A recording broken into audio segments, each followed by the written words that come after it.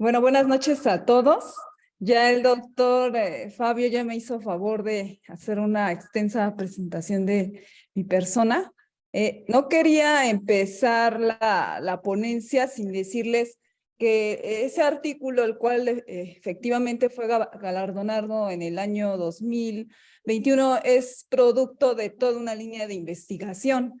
Quería presentarles un poco de los antecedentes de cómo se llegó a ese trabajo. O sea, al final fue una idea, obviamente de un grupo de trabajo, pero viene en sí de la clínica y al final trabajo en un instituto donde parte de mi labor es hacer la investigación y colaborar con los clínicos, en particular con el servicio de neurología pediátrica. Entonces, les quiero dar un poquito del overview para analizar un poco cuál es el papel de este ácido valproico como posible neuroprotector en epilepsia, que esta vendría siendo una de las varias líneas de investigación que manejo actualmente. Entonces, quiero empezar con la definición de la epilepsia.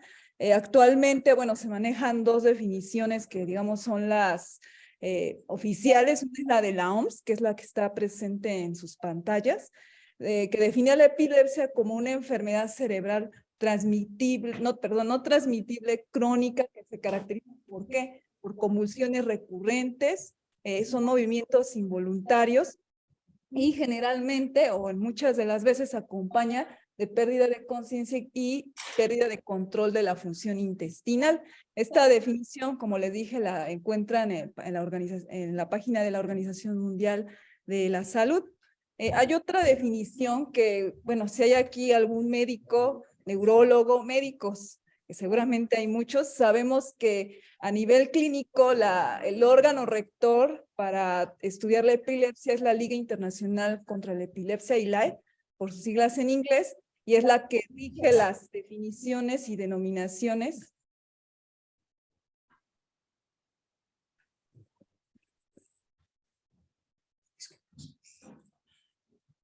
Dicen que no se ve su...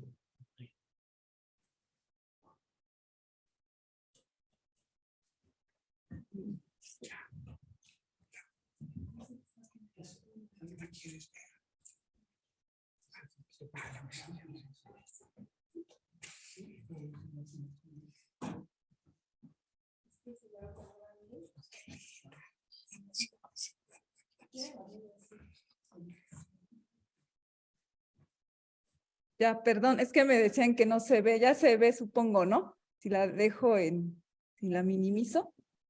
Espero que sí. Bueno, les decía que el órgano rector para ver todas estas definiciones de epilepsia relacionadas es la ILAE, y está la definición de...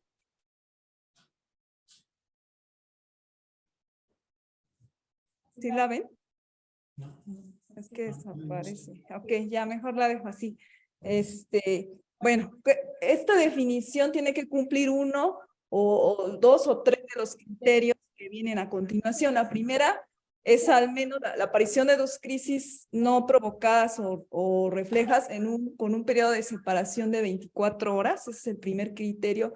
Otro criterio es una crisis no provocada o refleja y la probabilidad de tener una crisis durante un periodo de recurrencia de al menos 60% en un límite de tiempo de 10 años tras la aparición de dos crisis no provocadas, o bien el diagnóstico de un síndrome de epilepsia o un síndrome epiléptico. Ahora, en la epidemiología, aquí sí, bueno, también los médicos, desgraciadamente, la epilepsia parece ser una enfermedad para gente con escasos recursos. Si ustedes ven las cifras, la mayoría de las personas que en realidad están en la franja de bajos recursos, de la definición que sea aquí en el país, son las que generalmente son víctimas de discriminación, son las personas que tienen una muerte prematura por epilepsia, cuando en realidad es una enfermedad controlable. ¿Qué otra cosa? Que muchas de estas personas, quizá más de las 3/4 partes de las que padecen epilepsia y están en esta franja de la población, viven con convulsiones. ¿Por qué? Porque no tienen acceso al tratamiento. y aquí viene dentro de las cifras que 80% de los pacientes viven, como les dije, en países de ingresos bajos y medianos. Entonces, en realidad es un problema de salud pública que tendría que considerarse dentro del programa sectorial, ¿no?, del país, y en particular para estas personas, conociendo que esta patología aparece en edades tempranas, ¿no?, en niños en particular. Ahora, ¿qué pasa en nuestro país, no? Las últimas cifras que encontré en la prevalencia es de 10.8 a 20 casos por 1000 habitantes, o sea, no es una cifra menor, o sea, sí es una enfermedad con, bueno, con alta tasa de prevalencia. Y en la Ciudad de México, al menos hasta 2019, hay alrededor de entre 95,000 y 177,000 personas que viven con epilepsia. Esto en cuanto a nivel nacional. En el Instituto Nacional de Pediatría, ¿qué es lo que sucede? Bueno, aquí como les dije, la colaboración ha sido con el Servicio de Neurología Pediátrica, y estas son las cifras de un estudio que también se hizo dentro del Laboratorio de Neurociencias en el 2012, cómo iba. Bueno, para empezar, es la primera causa de consulta neurológica en el instituto, y me atrevería a decir que en cualquier instituto que se dedica a estas cuestiones neurológicas es la primer causa, ¿no?, de consulta. Generalmente la mayoría de los pacientes, más del 80%, son masculinos, y lo vamos a ver reflejado, ¿no?, en los estudios clínicos que les voy a presentar. El 52%, perdón, 80% tienen crisis parciales, y más del 50% son del sexo masculino. Y es conocido también que la monoterapia con ácido valproico es la más predominante. Si ustedes ven en los journals, en las revistas nacionales o internacionales, se ve que el ácido valproico es el que prevalece como monoterapia. Es un muy buen fármaco, aunque en los últimos tiempos se ha despreciado, que porque tiene efectos secundarios, pero realmente tiene un buen control en los pacientes. Ahora lo que les decía hace un momento, ¿cómo está la epilepsia en políticas en salud? Realmente poco estuve buscando en la red que había. Hay dos programas que lo contemplan. Uno es el programa sectorial de salud, bueno, ustedes saben, ¿no?, que cada sexenio sacan un programa sectorial. No viene como tal epilepsia, pero sí viene un ítem en objetivo prioritario 5, y el problema público es salud para el bienestar de la población y la salud mental. Ustedes saben que una de las comorbilidades de la epilepsia es la psicosis a veces, precisamente porque cuando se entra en estos estados pueden tener alucinaciones. Como tal, pues no está dentro epilepsia, lo cual considero que debería colocarse como una entidad específica. El otro es el programa prioritario de epilepsia. Este sí es una página, y se fue creado en octubre de 1984. Ustedes pueden consultar el diario oficial de la Federación en esa época, y compendia o tiene una serie de especialistas, como dice ahí, del IMSS, del ISSSTE, de la Secretaría de Salud de Pemex, de la UNAM, ¿no?, y otros hospitales, para tratar de estudiar, y dan publicaciones, como que hacen sí, publicaciones para ver actualizaciones sobre la epilepsia, que creo que es la única página que vi donde aborda, pues, conocimiento, ¿no?, sobre la enfermedad. Ahora, otra parte de las generalidades, y para entender el porqué de este trabajo, es tratar de entender la fisiopatología de la epilepsia. La epilepsia es una enfermedad compleja, afecta a nivel tanto el sistema nervioso como a nivel sistémico, y una de las entidades fisiopatológicas que participan en la generación de epilepsia es el estrés oxidante y la inflamación. No puedo detenerme a darles todo el overview del estrés oxidante, pero sí, es un tema que está ahorita muy en boga, ¿no?, con los radicales libres, los antioxidantes. La definición como tal es un desequilibrio entre la producción de especies reactivas de oxígeno o de nitrógeno y el balance antioxidante del organismo. Generalmente en el estrés tienden a subir el estado oxidante celular y baja el estado antioxidante. Y esto es en toda patología crónica, y en particular la epilepsia siempre está presente. Yo lo empecé a observar en la literatura y me llamó la atención. Dije, bueno, podría ser por ahí un biomarcador, ¿no?, para ayudarnos a entender la epilepsia. Y evidentemente dije, bueno, de ahí empezó el interés. Ahora, en seres humanos, bueno, esa es la una de las entidades fisiopatológicas. Y ustedes saben que junto con pegado, con el estrés oxidante, está la inflamación. Ya a veces no es el primero la inflamación o el estrés oxidante, o el estrés oxidante y la inflamación, el huevo, la gallina. Yo en lo que he leído, pues van juntos. Con estrés hay inflamación y con inflamación hay estrés. Ahora, en seres humanos, ustedes me van a decir, bueno, la epilepsia es un estado, ¿no? Que genera oxidación y lo vamos a ver en el grado de que puede, de cambios genéticos que puede generar esta patología. Y bueno, yo dije, si la parte de la epilepsia es un fenómeno o una patología que genera estrés, los FAIs o los fármacos antiepilépticos podrían tener una propiedad antioxidante. Entonces se buscó en la literatura y que vi que efectivamente hay artículos donde mencionan que algunos fármacos antioxidantes tienen un efecto antioxidante sobre los pacientes, pero en otros dicen no, se incrementa el estrés, ¿no? Entonces de ahí dije, bueno, hay que investigar un poco qué está pasando, ¿no?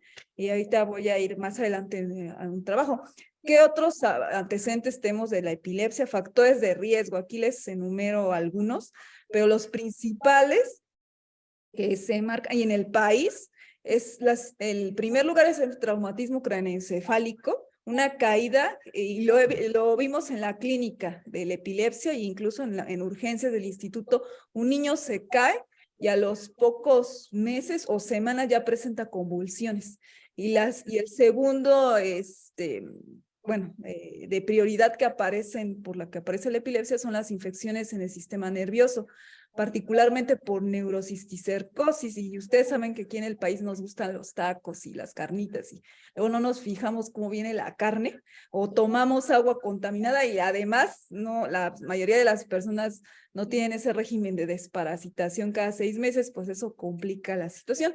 Y otros factores vienen ahí, ¿no? Cuestiones genéticas, trastornos metabólicos, tumores, etcétera. Y la terapéutica, yo sé que aquí hay muchos médicos, quizá por ahí algún neurólogo, son algunos de los criterios que se utilizan para seleccionar el fármaco. Uno de ellos es la edad del inicio, la tipo, etiología y para seleccionar adecuadamente el FAI. Seguramente hay más factores, ¿no? Para considerar en la terapéutica del paciente, pero estos son algunos, ¿no? Y habría que ver antecedentes heredofamiliares, en la parte de imagenología, pero bueno, hasta ahí, porque si no, no termino. Ahora, ¿cuáles son los mecanismos de acción de manera general de los FAIs? Y también del ácido valproico, o sea, no estoy hablando, pero el ácido valproico cumple lo mismo. Una es inhibir procesos excitadores. Una de las particularidades de la epilepsia es que genera excitotoxicidad. ¿Y qué es eso de excitotoxicidad? Se libera demasiado glutamato. El glutamato tiene como receptores los receptores NMDA-AMPA y cainato. Una de las cosas que hace el valproato y en general los FAIs es inhibir, ya sea a través de bloquear el metabolismo hacia glutamato o inhibir esta parte del receptor, ¿no? Ya sea pre o postsináptico.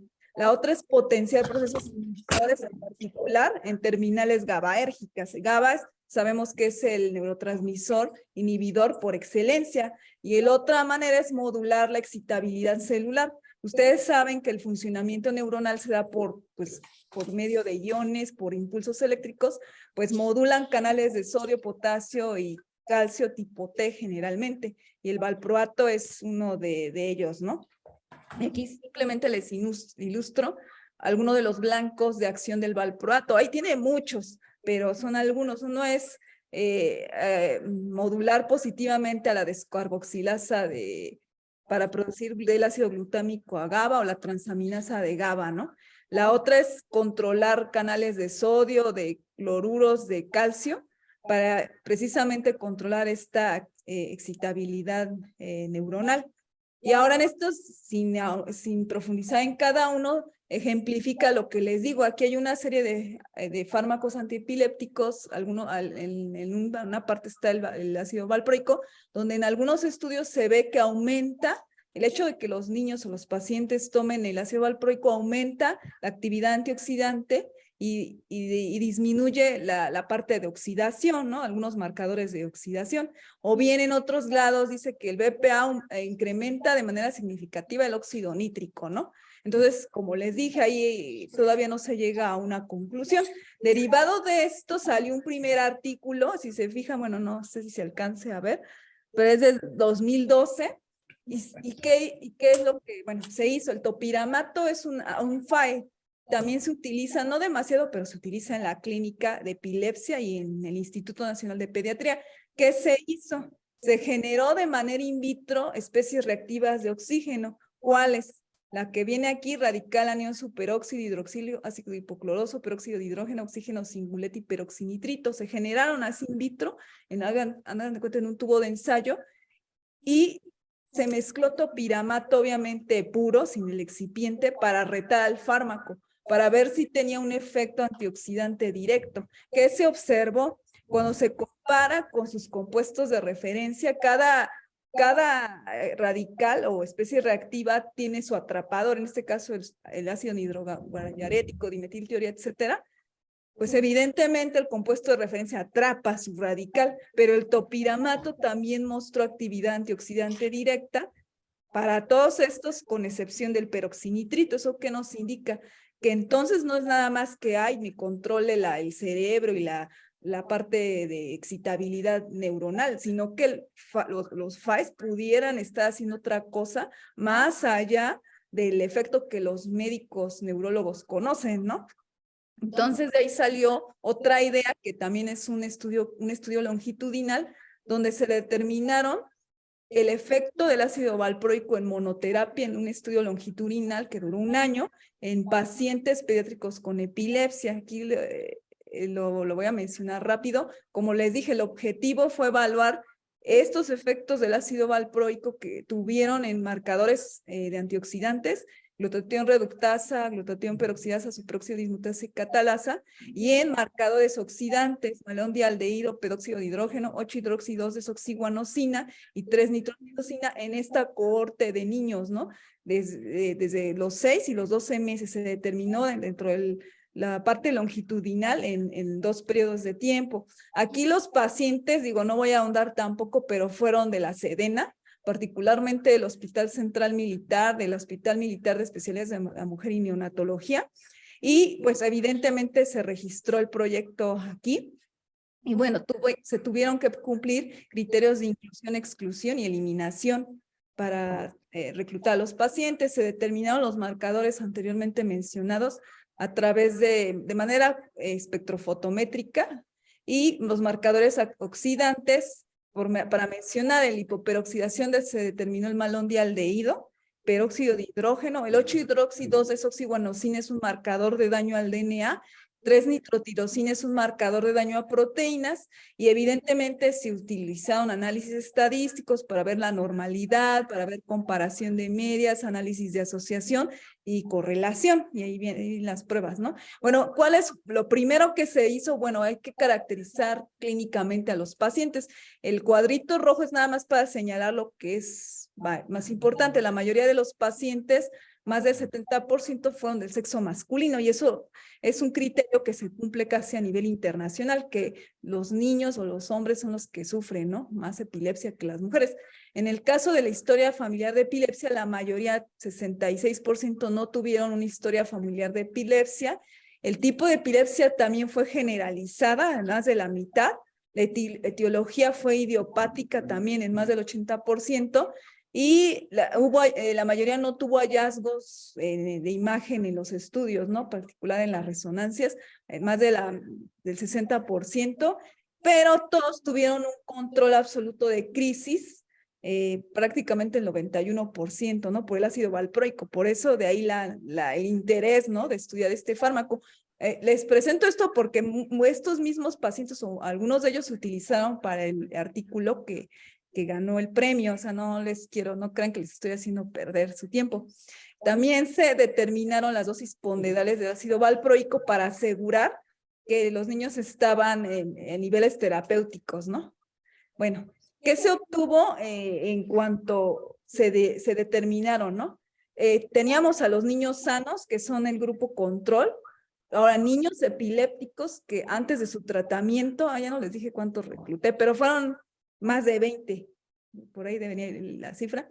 Luego, estos mismos niños antes del tratamiento, pero que recibieron 6 meses de ácido valproico y luego 12 meses de ácido valproico, ¿sí? Así están los grupos.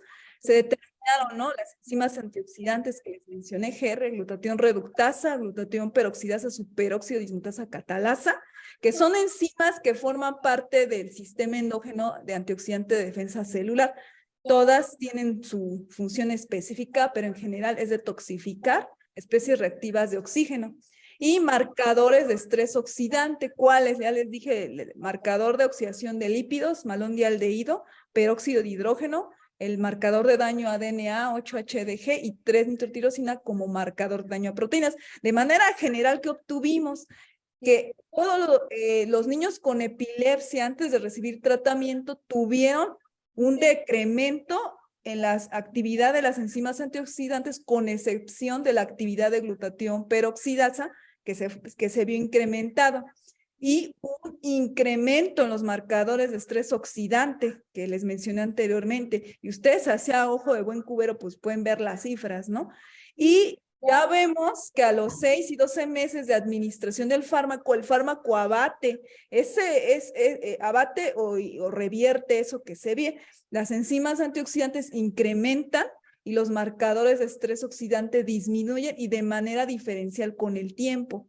Esto es, no siempre 12 meses de valproato disminuyó, incrementó más, simplemente fue de manera diferencial. No me da tiempo de ver así como que cifra por cifra, pero eso es lo que en general se ve. Lo que se concluye es que el ácido valproico aquí tiene un efecto antioxidante indirecto. Y bueno, después dice, bueno, hay que ver qué pasa con este ácido valproico, si en realidad abatió este estado oxidante en los niños, qué relación o asociación tenía con algunos marcadores o características clínico-patológicas. ¿Qué se hizo? Se hizo un análisis de asociación viendo los niveles de estos marcadores antioxidantes y oxidantes con los hallazgos de estudios de imagen, control de crisis por ácido valproico. ¿Qué observamos? Tampoco me da tiempo, pero en general sí podemos ver cambios cuando comparamos a los pacientes que sí tienen hallazgos de estudios de imagen con respecto a los que no tienen, y el grado de control de crisis por el ácido valproico con respecto a los que no lo tienen, y en general en todos los parámetros. También se observó en tipo y etiología de la epilepsia, donde también se ven cambios en marcadores de enzimas antioxidantes y en los niveles de marcadores de estrés oxidante. Aquí, ¿qué queremos decir? Que el ácido valproico sí tiene una correlación en cuanto al efecto de los marcadores y además con las características clínico-patológicas de estos niños. Y se hizo un análisis de correlación donde, digo, ahí vienen las cifras, pero lo más interesante es que se correlacionaron los niveles de peróxido de hidrógeno con el número de convulsiones en los pacientes. Y esto es algo que estamos viendo en un modelo animal de epilepsia lóbulo-temporal donde se vuelve a observar lo mismo, pero aquí fue en pacientes. Bueno, ¿cuáles fueron los principales hallazgos? Resumiendo, el BPA, el ácido valproico, ya empezamos a ver que tiene efectos neuroprotectores. Este fue uno de los primeros trabajos donde se analizaron marcadores de oxidantes y antioxidantes. Y bueno, vimos que la producción de peróxido de hidrógeno está relacionada a esta condición. Evidentemente aquí nosotros sugerimos que el ácido valproico podría tener algún blanco terapéutico en la mitocondria, sabiendo que la mitocondria es una de las principales fuentes que generan estrés oxidante, y el BPA puede modular positivamente la actividad de enzimas antioxidantes. Y bueno, como conclusiones, pues ya vimos que el BPA tiene efectos antioxidantes, disminuyendo la actividad anticonvulsivante, y además que con la presencia de algunas características clínico-patológicas, sí influyen en el efecto del fármaco. Y ahora ustedes me van a decir, bueno, ¿esto qué? Bueno, así derivado de eso, dije, ya el BPA no solamente un FAI atrapa de manera directa a un radical libre, ahora también parece ser que incluso tiene un efecto en el metabolismo, ¿no?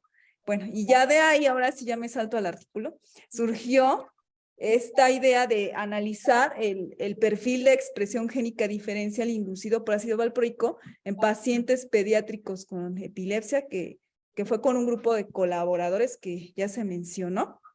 Y bueno, de ahí surgió la idea, ¿qué pasa a nivel genético, no? Ya vimos que a nivel bioquímico sí tiene un efecto, y ahora vamos a ver a nivel genético. Bueno, ¿en dónde se realizó el estudio? En la Escuela Militar de Graduados de Sanidad, que se encuentra en el Centro Militar de Ciencias de la Salud, y es parte de la SEDENA. Primeramente, como lo que es un transcriptoma, que se hace extraer el RNA, aquí se hizo pues normal, ¿no? Se extrajeron leucocitos por trisol y se utilizó un sistema de Qiagen para cuantificar, verificar la integridad y la calidad de ese RNA, ¿no?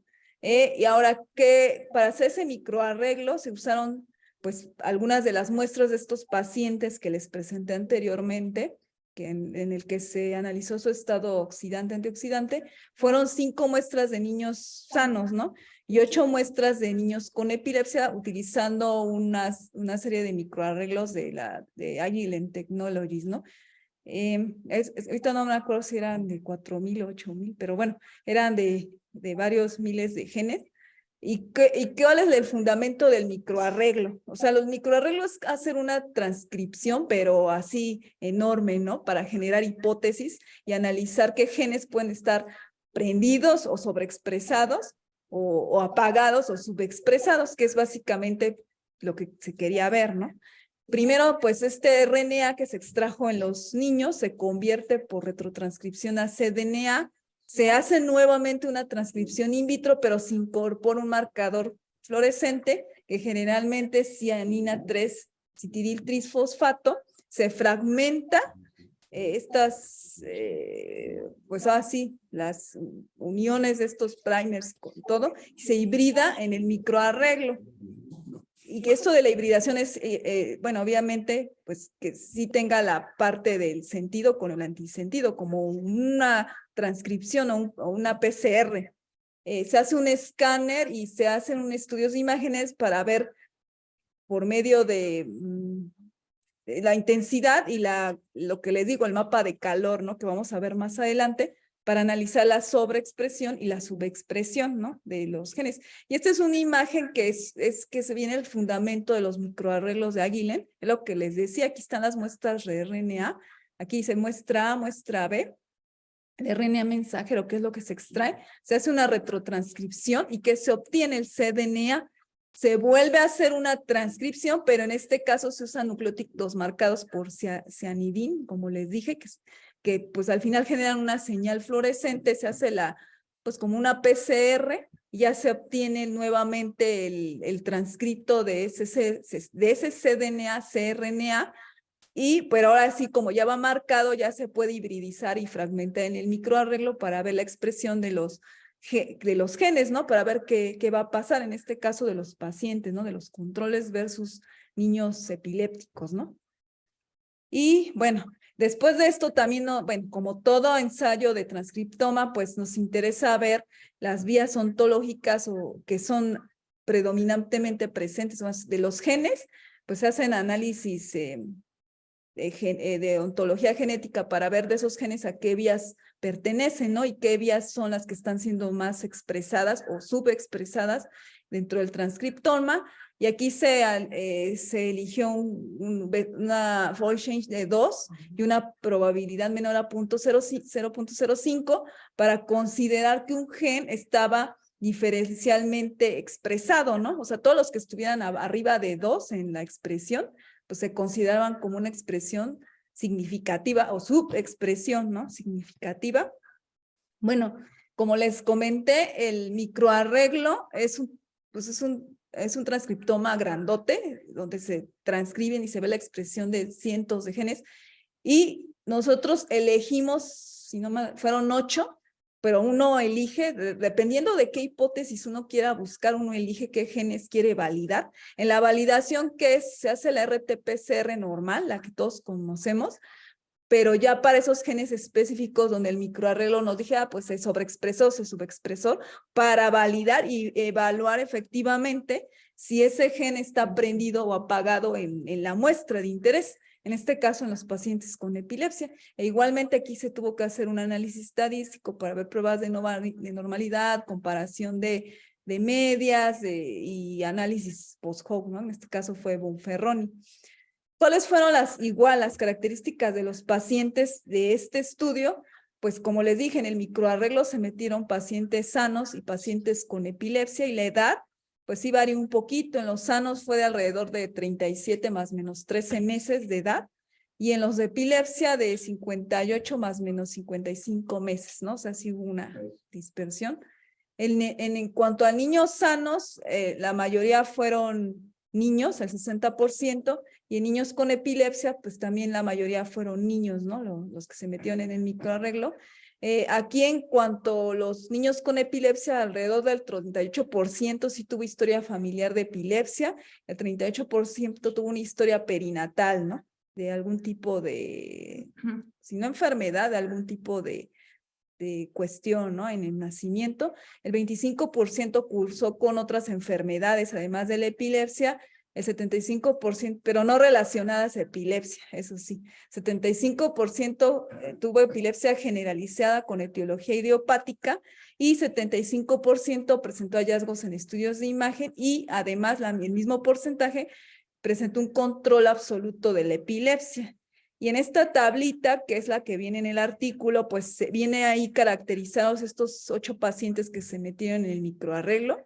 Si se fijan, la mayoría pues sí tuvo hallazgos, ¿no? En estudios de imagen, como atrofia cortical izquierda, algunos no, paroxismos, actividad irritativa cortical, actividad epileptiforme y otros, ¿no? Y aquí hubo un niño, a ver dónde está, que tuvo asma, y otro con displasia broncopulmonar, que esos son los que se vieron, algún otro con prematurez, y algunos sí tuvieron pues antecedentes o familiares, ¿no? Con epilepsia, una madre, el otro su tía, el otro el hermano. Entonces sí hubo una cuestión, y también se determinó un diario de las convulsiones, antes y después del fármaco.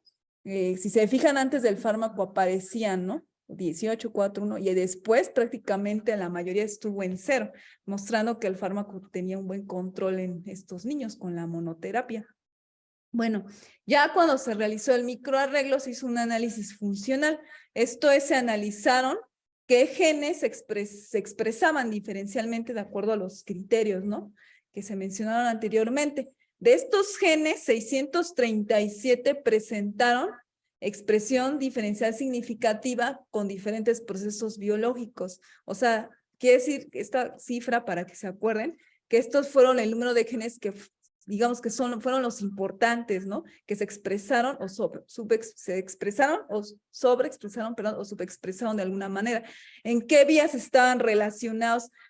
Aquí viene el valor, o sea, la mayoría estaban en procesos de traducción, y sabemos, ¿no? Todo lo que es esta parte de la síntesis de proteínas y toda la parte de la maquinaria y la parte de transducción de señales que llevan el proceso de traducción, ¿no? La unión de poliRNA, COI, vías de señalización relacionadas con citocinas, o sea, inflamación, splicing alternativo, ya estamos viendo a procesos de traducción, uniones de receptor, interacción de receptores citosina, otra vez vemos cuestiones de inflamación, respuesta inmune, unión ADN-A, la vía Hack-Stat, y si alguno ha leído, esta vía está involucrada también en procesos inflamatorios, en procesos de enfermedades crónicas como diabetes y cáncer, y obviamente en epilepsia, la regulación de respuesta inmune, unión a proteínas, fosfoproteínas, y bueno, y otros que tienen que ver con cuestiones enzimáticas, ¿no? Uniones de dedos de zinc, de metales, etcétera, pero la mayoría sí tuvo que ver con cuestiones inflamatorias, ¿no? Y procesos de traducción. Ahora, como les dije, de esos 637 genes, que fueron los que se expresaron diferencialmente, 349, es decir, más de la mitad, casi el 55%, presentaron expresión relacionada con motivos CRE. ¿Qué es eso de motivos CRE? Es el elemento de respuesta al AMP cíclico, ahí viene la secuencia.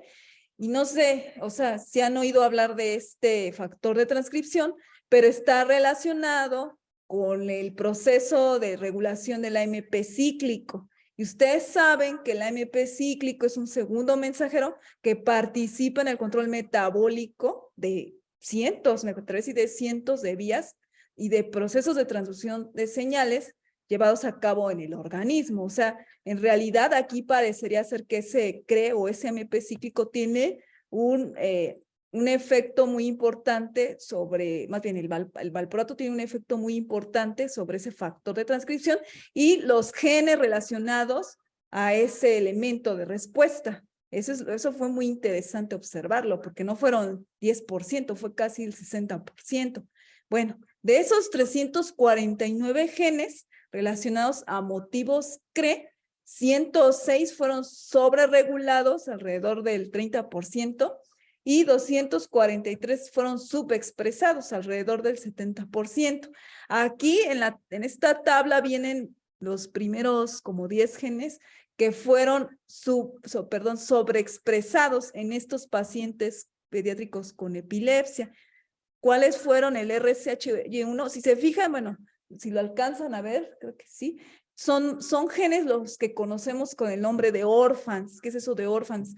Que en realidad no se conocen, a excepción del receptor de interleucina 6, la mayoría como el CSM de unos TRIM24 realmente no se conoce ni su papel en epilepsia, y lo vamos a ver más adelante. O sea, en realidad son genes que están apareciendo, o fueron genes que aparecieron por primera vez en estos niños con epilepsia. Ahí vienen los nombres, ¿no? RSH1 de dos anillos de dedos, y tiene nombres raros, ¿no? Y dominio de zinc, ligando 13, equimosina motivo CC. Aquí en especial quiero que pongan su atención en LAIR1, que es el receptor 1 de leucocitos asociados a inmunoglobulina, porque vamos a hablar de ese, porque ese fue uno de los genes que se validó y que tiene un papel, o se observó un papel en la epilepsia. El otro, bueno, proteínas ribosomales, como les dije, el receptor de interleucina, motivos de tripartitos y otros dominios. Si se fijan, son, como les dije, genes orphans, y de su lado derecho viene el número de cambios, ¿no? El RSH1 200 veces sobreexpresado, ¿no? Pero todos tuvieron, ¿no? De mayor a menor sobreexpresión, ¿no? Bueno, en cuanto a los subexpresados, que también están relacionados a dominios CRE, vemos estos, ¿no? El CSR2, el receptor 2 de equimosina motivo C, SWIN, otros dedos de zinc, miocinas, polipéptidos relacionados con RNA pequeño, factor de biogénesis ribosomal, T-Box o caja 22, R antisentido, factores de elongación que participan en procesos traduccionales. Aquí el conocido es la isocitrato deshidrogenasa, un tipo de isocitrato deshidrogenasa que participa en el ciclo de Krebs, y la desmoplatin, ¿no? También el fold change, pero en subexpresado va de 190 a una subexpresión de 54 veces. Y si se fijan, la mayoría pues son orphans, no es que uno los vea, ¿no? En cualquier artículo. Y estos, como les digo, son los primeros que se han reportado al final en pacientes, ¿no? En población mexicana. Aquí quiero que vean el mapa de calor, que es el que se obtuvo, ¿no? En el transcriptoma. De su lado derecho se ve la sobreexpresión y vienen los nombres de los genes, ¿no? Que les comenté, RSH1, TAF13, bla, bla. Y en el parte de abajo vienen los subexpresados en rojo, ahí creo que se los puse. Rojo es subexpresión y verde es sobreexpresión. Los de rojo vienen también los que les comenté anteriormente, pero quiero que vean a nivel cualitativo el mapa de calor. Si se fijan, los sanos, las banditas que se ven rojas o negras son genes que están apagados, por decirlo de alguna manera, o subexpresados. Y en epilépticos se ven prendidos, o sea, es como una imagen invertida, como ver en un espejo, pero la parte como contraria, ¿no? Inversa. Entonces, si se fijan donde está rojo, en sanos, en epilépticos prendidos. y en general así se ve como una imagen, como nosotros decimos en química, especular, creo, no me acuerdo, pero se ve una imagen invertida. Esto quiere decir que el valproato no nada más tiene un efecto en el sistema nervioso, como los que les dije, modulando excitabilidad, promoviendo la parte inhibidora cerebral, etcétera, sino que también tiene un efecto a nivel metabólico.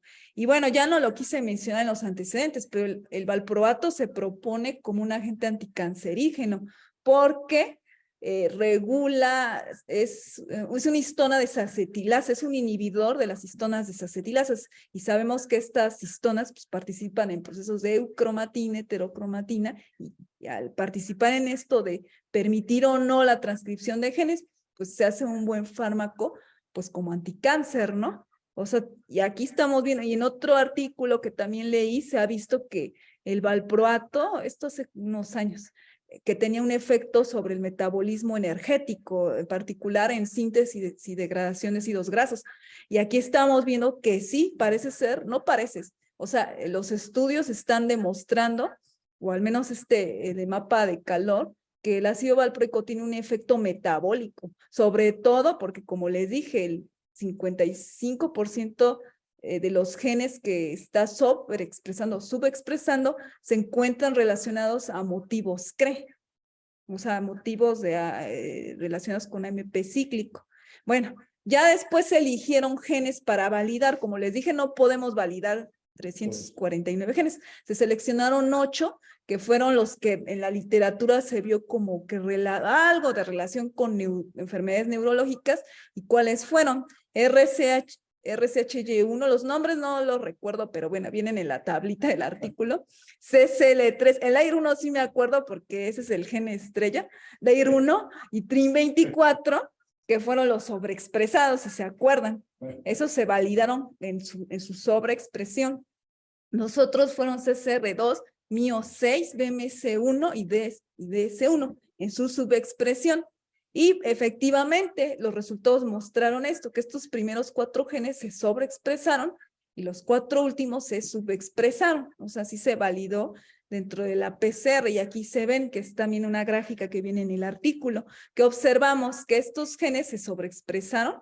Aquí el housekeeping gene fue la beta 2 microglobulin, y que observamos que la expresión de los genes fue diferente entre sí, es decir, CCL3 es diferente con respecto a RCHY1, LAIR1, TRIM24, LAIR1 es diferente con respecto a CCL3, RCHY1 y TRIM24, y TRIM24 respecto a los demás, ¿no? Al igual que, o sea, todos son diferentes contra todos.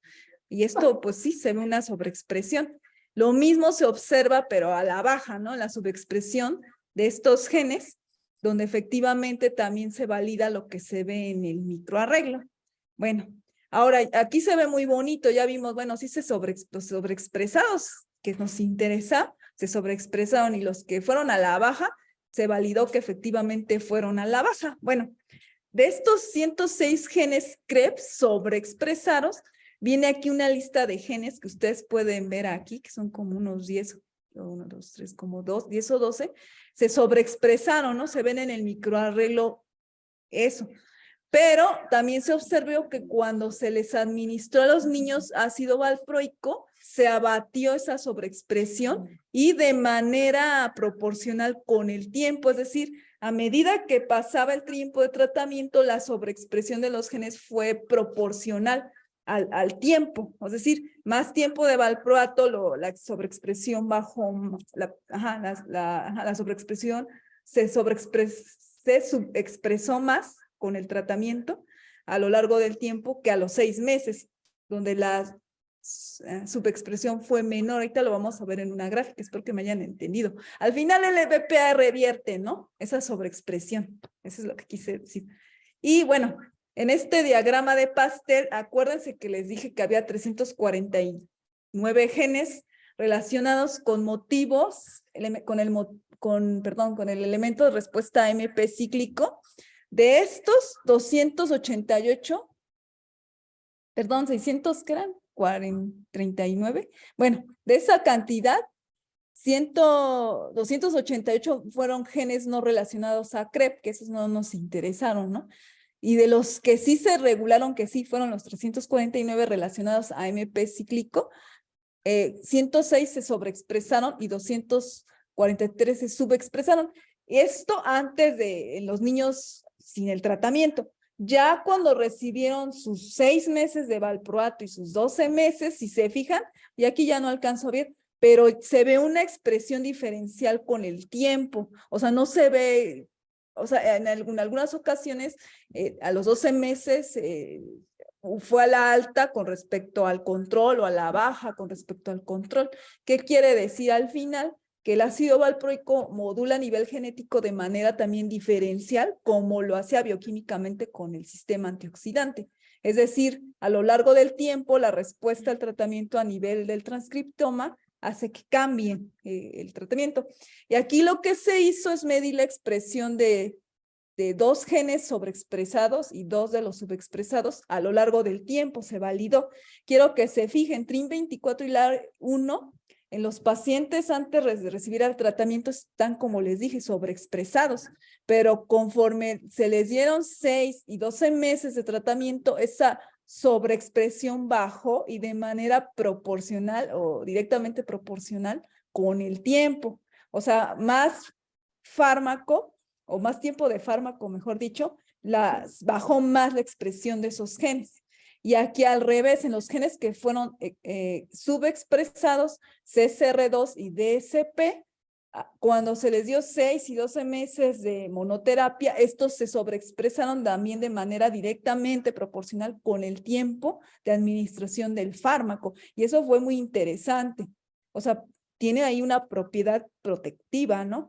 O una propiedad, como lo estamos validando como en el estudio anterior, efectivamente el BPA tiene una propiedad neuroprotectora y vamos a ver por qué. ¿Cuáles fueron los principales hallazgos del estudio? Yo les dije que se acordaban de ese LAIR1, que ese es el gen estrella, que tenemos que continuar con esa investigación.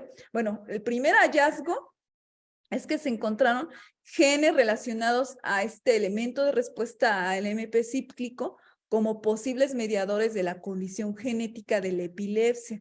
Acuérdense que les dije que las 3/4 partes de estos pacientes su epilepsia idiopática, es decir, de causas genéticas. ¿Cuál es una de esas posibles causas? Pues el CREB, ¿no? Que algo pasa en el metabolismo energético de estos pacientes, que se observa en esta condición. La otra, yo que les comentaba, CREB, es un factor de transmisión regulador de vías metabólicas. Cuando digo de vías metabólicas, es prácticamente todas, ¿no? Lípidos, azúcares, no sé, las combinaciones de las vías que conocemos, ¿no? Y es un atractivo candidato como regulador clave del LAIR1. Y que les dije que del LAIR1, si se acuerdan, ese sí me lo memoricé, que es el receptor 1 de leucocitos asociados a inmunoglobulinas. Y ese LAIR1 codifica para una proteína transmembranal que inhibe el receptor C1Q. Y ustedes me van a decir, ¿qué es ese receptor C1Q? ¿Qué es lo que hace? Pues ese C1Q se conoce cuando está sobreexpresado, ese C1Q previene el incremento de la conectividad sináptica excitatoria, es decir, traducción, previene convulsiones. Sí, solo si ese C1Q está sobreexpresado. Si LAIR1 inhibe ese C1Q, ¿qué va a pasar? Pues va a generar un efecto dañino. O sea, y si se fijan, bueno, ya me estoy adelantando, en la epilepsia, en los niños epilépticos, ese LAIR1 está sobreexpresado, lo que ocasiona mayor convulsión, mayor actividad sináptica excitatoria, porque me mantiene inhibido a ese C1Q. Y bueno, otro hallazgo que observamos en la literatura es que el LAIR1 está involucrado en la transducción de señales asociada con la producción de citocinas proinflamatorias. O sea, eso quiere decir, como también lo vimos en las vías ontológicas, que la inflamación está jugando un papel importante y ese LAIR1 está participando en eso. Y esto es lo que les dije anteriormente, se sugiere que la sobreexpresión del LAIR1 inhibe la actividad de C1Q, permitiendo las convulsiones. BPA, ¿qué hace? Pues te voy a disminuir, voy a revertir tu sobreexpresión para permitir la activación de ese C1Q y inhibir las convulsiones en al final en el cerebro del niño, ¿no? Y esto de manera directamente proporcional con el tiempo de tratamiento, al menos a los 6 y a los 12 meses. Otro de los que vimos sobreexpresados es interleucina 6. Les estoy diciendo en qué vi que estaban involucrados en enfermedades neurológicas. Esa interleucina 6 estaba relacionado con excitabilidad neuronal. El TRIM24, que está relacionado con enfermedades neurodegenerativas, es otro de los que se sobreexpresaron. CSMD1 también está relacionado con dificultades de aprendizaje del lenguaje y epilepsia. SCA1 relacionado con desarrollo en el cerebro, pero en epilepsia no se ha estudiado su participación. Y aquí están otros de los genes subexpresados que, si se fijan, no hay una evidencia clara en epilepsia. O sea, por eso les digo que es la primera vez que se reportan. Y bueno, y esto da un nuevo horizonte de estudio en la vía de señalización de la epileptogénesis. Finalmente, este es uno de los mecanismos nuevos mecanismos que propusimos para el ácido valproico. La epilepsia genera una sobreexpresión del LAIR1. Ese LAIR1 se pegaría a su factor de transmisión dentro de la caja, dentro del dominio de DNA del elemento de respuesta de AMP cíclico, y codificaría para genes que generan convulsiones, como los que ya vimos. El BPA bloquearía la sobreexpresión de ese LAIR1, por lo tanto tendría un factor neuroprotector. Y como conclusiones, ya creo que lo estuve viendo, se sugiere un nuevo blanco terapéutico, ¿no?, de genes relacionados con epilepsia, que el BPA regula diferencialmente la expresión del perfil genético en genes asociados con CREB, y se propone el eje LAIR1-CREB como un posible mecanismo de acción nuevo de la epilepsia generalizada, porque la mayoría de los niños tuvo ese tipo de epilepsia. Y eso sería todo para comentar finalmente que este estudio pues está en proceso de patente. Ya terminé el examen de fondo y espero que ya este año ya tenga la protección intelectual del trabajo. Y eso sería de mi parte todo. Disculpen si me tardé. Gracias.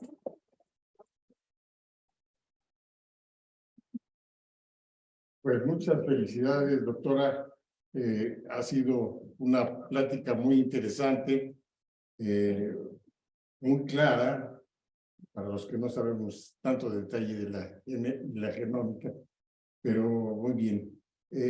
Quisiera preguntarle, ahora que vamos a dar espacio para preguntas y respuestas, de la fecha en que publicaron este artículo a la fecha actual, ¿qué tanto ha evolucionado el tratamiento de la epilepsia en niños? Pues es que al final es un trabajo, es investigación clínica y es translacional, pero vamos, como tal, se presentó los resultados al servicio de neurología. Ellos ya entienden algo del mecanismo, ¿no? Al final, ¿qué se quiere con el trabajo? Algo del mecanismo del ácido valproico, pues se sigue administrando a los pacientes.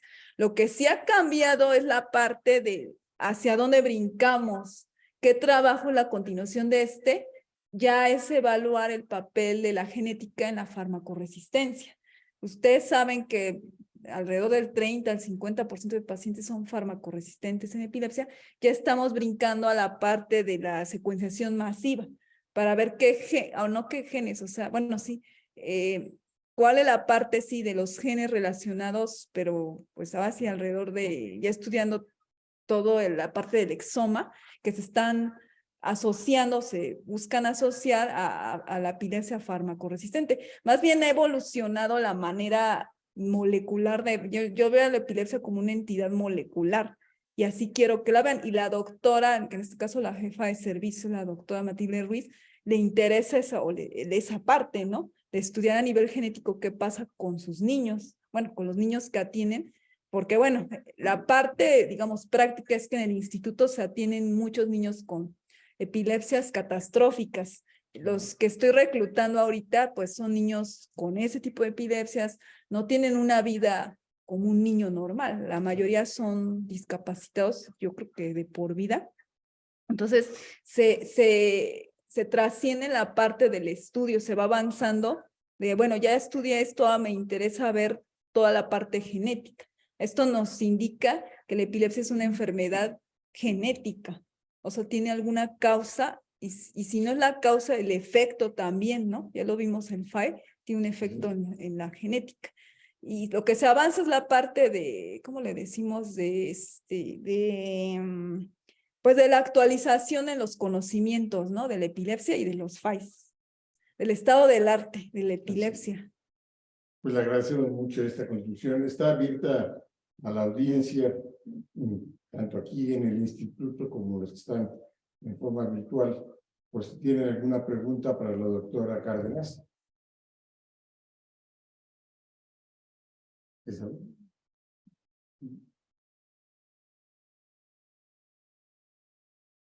Fabio, por favor.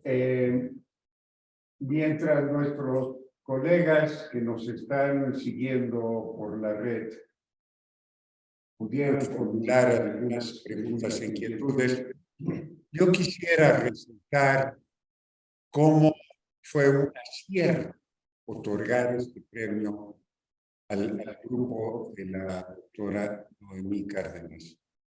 Lo que ella nos ha enviado en presentación es que su trabajo fue fruto de una larga línea de investigación que ha manejado a través del tiempo con mucho éxito y con publicaciones que han alcanzado revistas de notable factor de impacto.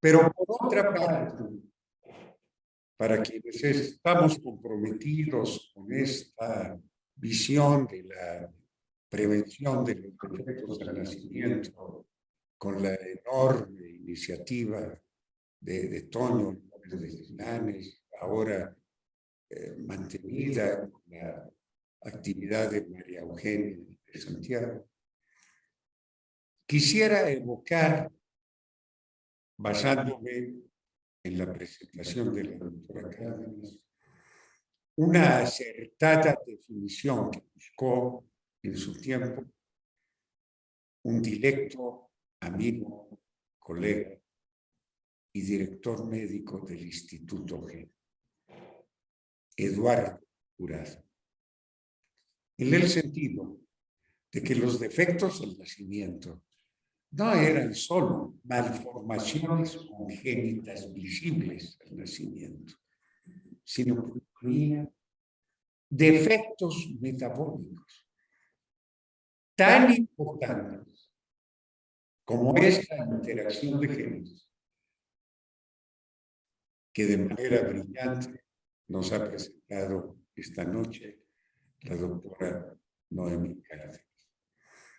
Y en ese sentido, quizás mi inquietud es preguntarle a ella cómo, si se estableció una clara orientación en su trabajo, en su línea de investigación, que tuvo un paso previo con la publicación que mereció el reconocimiento del premio GEN y que no ha terminado, porque espero que prosiga, cómo esta interrelación que descubrieron acertadamente entre LER1 y CREP permitiría desarrollar técnicas de un diagnóstico temprano de los pacientes pediátricos que tuvieran susceptibilidad a la epilepsia, por una parte,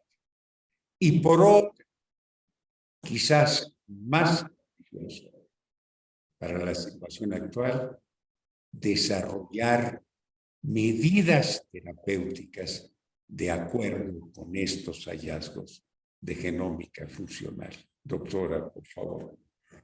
Bueno, sí, la parte terapéutica, como les dije, pues la IR1 es uno de los genes que están sobreexpresados en epilepsia generalizada.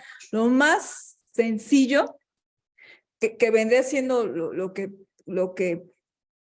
para el diagnóstico de enfermedades como por ejemplo el COVID, ¿no? 19 se sobreexpresan una parte del virus. Aquí sería ver una PCR, tan sencillo de ver si a estos niños se les sobreexpresa ese LAIR1.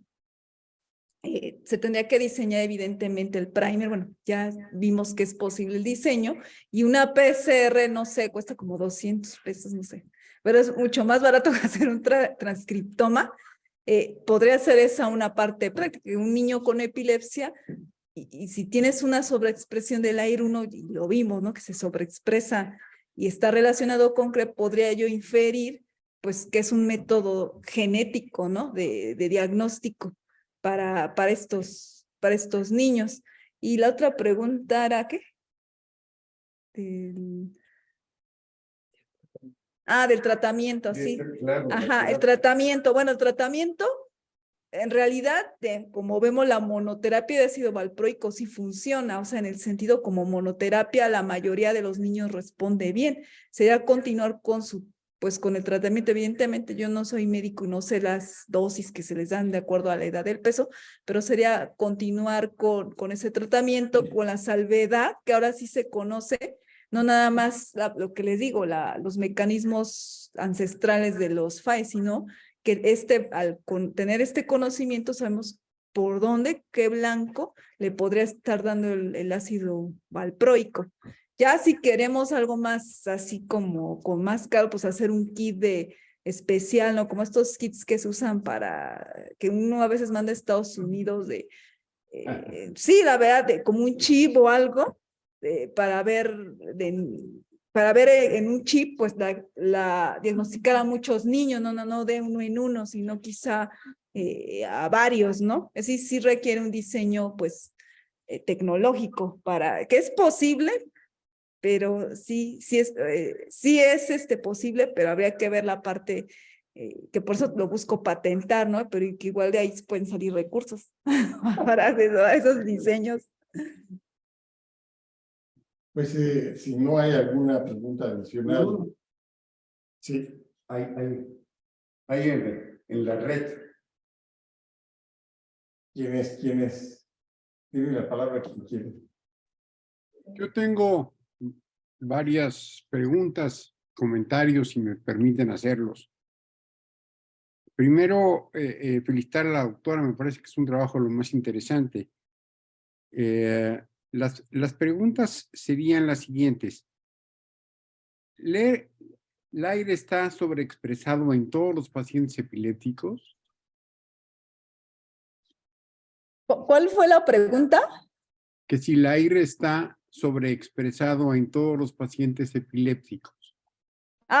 Bueno, en el transcriptoma lo vimos para 8, pero evidentemente, digamos en la validación, pero en el transcriptoma, pues sí salió, en este caso, bueno, no, fueron para 8, eso es lo que se ve en el transcriptoma, pero se está sugiriendo que es muy posible que se sobreexprese en todos. Bueno, la validación ya se metieron todos los pacientes con epilepsia, no me acuerdo, 32, no me acuerdo cuánto les dije, pero se metieron todos, sí. O sea, en todos estos niños en la validación, que en la RT-PCR, que tuvieron epilepsia, se sobreexpresó.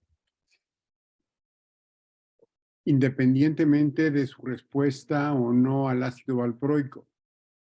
No, antes del tratamiento está sobreexpresado. Y como vimos en la última gráfica que les presenté, ya con los 6 y los 12 meses de tratamiento, esta sobreexpresión bajó de manera proporcional con el tiempo. Ahí sí cambió. Eso lo vi para este grupo de pacientes. Mi pregunta va encaminada hacia si nosotros pudiéramos de alguna manera, como usted mencionó, mediante PCR, poder nosotros descubrir o descifrar la expresión o la sobreexpresión del aire. Entonces, esto podría ser un marcador de epilepsia, sobre todo en aquellos casos donde el diagnóstico no es un diagnóstico claro. No se sabe si es por una enfermedad febril que puede tener un trastorno pseudoepiléptico, ¿no? O sea, convulsivo, pero no epiléptico en el sentido estricto, etcétera. Entonces, esto nos podría ayudar a establecer diagnósticos diferenciales siempre y cuando la sobreexpresión del aire fuera pareja para todos aquellos pacientes epilépticos. Sí, como les dije, bueno, la definición, yo no atrevería a decir, ay, si el niño tiene un síndrome epiléptico, va a salir sobreexpresado, no, porque como les dije, estos pacientes fueron epilepsia generalizada e idiopática. Ahí yo diría que sí, se podría cumplir esto de que se sobreexprese el AIR1. Eso no quiere decir que en los demás no, pero habría que hacer, bueno, ahora sí, un análisis de un transcriptoma metiendo de muchos de los diferentes tipos y de etiología de epilepsia para ver si esta premisa o esta hipótesis se está cumpliendo en ellos, pero mientras, para los de epilepsia generalizada e idiopática, sí. O sea, es un sí rotundo, que es además, Sí. que es además los pacientes que nos dan más problemas, ¿no? Los pacientes que no sabemos la causa de la epilepsia, que tienen crisis generalizadas, ¿no? Y que desconocemos cuál es la causa de la crisis. Sí, ahora a estos niños se les dio monoterapia, o sea, no fueron refractarios a tratamiento. Por eso era la fase que les comentaba que siguió fue a los refractarios, pero ya estudiar el exoma, la expresión del exoma, para ver cómo, vamos, ahora sí, si valproat, bueno, en general, qué genes están prendiendo y apagando en los farmacoresistentes. Ahí esa va a ser otra historia. Pero en estos, en los que sí respondieron a la monoterapia, pues es así, son monoterapias y pudiera ser un método de diagnóstico para pacientes no refractarios con posible epilepsia idiopática generalizada. Pero bueno, los médicos, ustedes que la mayoría son médicos, generalmente cuando un niño responde a monoterapia, pues le va bien en meses, yo creo, bueno, no sé en cuánto tiempo los evalúan, pero les va bien casi a la primera, ¿no? Y los refractarios, bueno, los que ven ahí en el instituto y se ven ahí en sus expedientes, tienen 4 fármacos, 5 fármacos, 6 y siguen igual. Y el otro comentario que quería yo hacer es que es la primera vez, o sea, el ácido valproico era un poco como el Alka-Seltzer, ¿no? Todo el mundo sabía que sí actuaba, nadie sabía cómo, ¿no? Entonces, así como cuando se utilizan otro tipo de fármacos que sabemos que utilizan el sistema GABAérgico para realizar su efecto, con el ácido valproico nunca habíamos sabido cuál era el mecanismo de acción y había muchas especulaciones sobre los mecanismos de acción del ácido valproico. Entonces me gustó mucho esa parte de la exploración de los posibles mecanismos de acción del ácido valproico, porque hace mucho sentido, ¿no? Hace mucho sentido que siendo un fármaco tan eficaz, lo que pasa es que tiene muchos sitios donde podría estar interactuando, ¿no? Y es una parte que me gustó mucho, la quiero felicitar, es un trabajo de lo más interesante y además producto de una línea larga de pensamiento, ¿no? Así es, doctor, por eso quería presentarle la historia. Muy bien, muchas gracias. Muchas gracias a quienes siguieron esta presentación esta noche. Muchas gracias, Pablo. Hago entrega de un obsequio del Instituto GEN a la doctora. Gracias. Por su brillante presentación y agradecemos a su equipo que nos haya acompañado a esta sesión. Para todos ustedes, muchas gracias. Gracias. Buenas noches. Muy bien.